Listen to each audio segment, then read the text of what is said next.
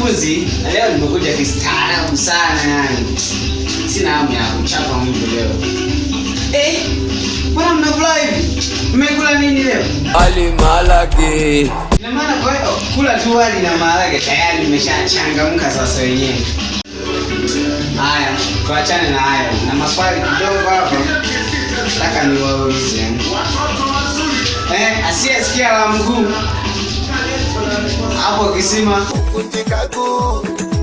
vizuri, mpigieni makofi. Kuna swali jingine hapa. Asiyefunzwa na mamae hapo bahati. Funzwa na ulimwengu. Vizuri, mpigieni makofi. Losimano, vipi? Mbona una furaha sana? Nimeonja utamu wa Yesu we. Kumbe ndio maana una furaha. Haya, na wewe Yesu mwenyewe yuko wapi? Bobby, tuambie yuko wapi wewe Yesu? Yuko hapa. Sawa. Pate vipi? Mbona unalala? Kweli nguvu sina.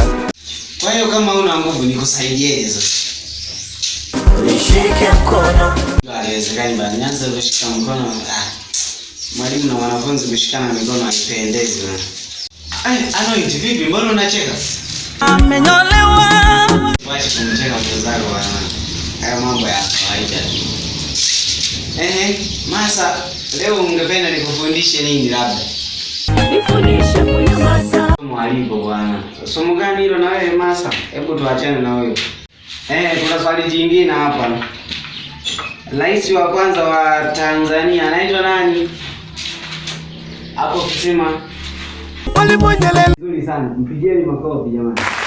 Kuna swali jingine hapa ili ni jepesi ili atajibu Ibra, sawa? Haya, 2 jumlisha 3.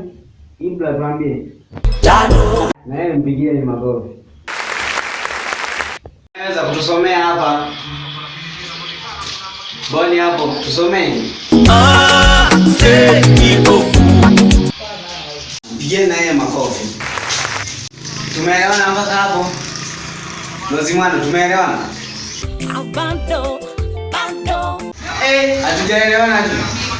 Sasa mmenishinda kwa kweli, na siku nyingine.